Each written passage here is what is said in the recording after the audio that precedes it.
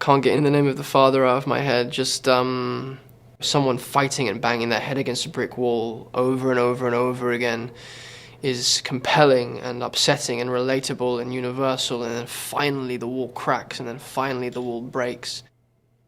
The way we were, because I just loved them together. I wanted them to stay together.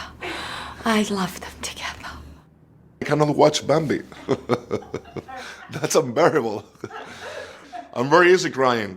I can cry with Christmas spots, TV spots. Like, oh! When they're coming back to home for Christmas, that breaks my heart.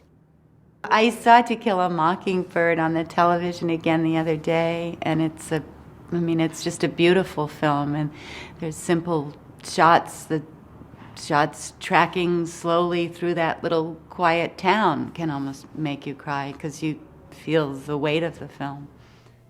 Riding giants. And it's about big wave riders, but especially about that man called Laird Hamilton. He has no father, and he meets that big wave surfer, and he decides that this man is going to be his father.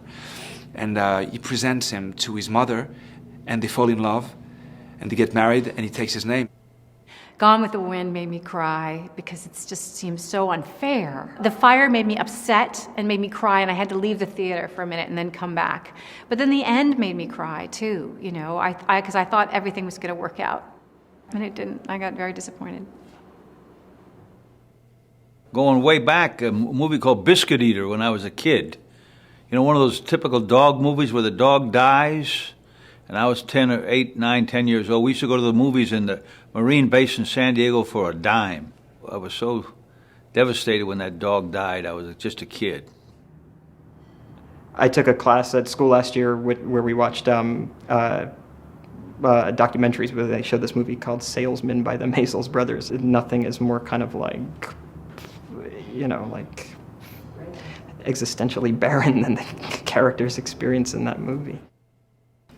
Well, the latest movie that I saw that made me cry was Marley and Me. We were at a sleepover, and the dog is closing his eyes, and I was just sobbing. It was 3 girls, me and my 2 other friends, and 2 of us were just crying, sobbing, and then we looked at our other friend. We're like, "Why aren't you crying? This is so sad." And she's like, "Oh, well, I like cats." It's been a long time since I've seen it, but I was a mess. It was Dumbo. No, a baby elephant's mum gets locked up in prison. Who's not going to cry? Come on. I remember when I first saw that in the cinema. As I remember them, it was 3 skinheads with tears pouring down their face. So they weren't just English, they were skinheads. And they were weeping at Dumbo.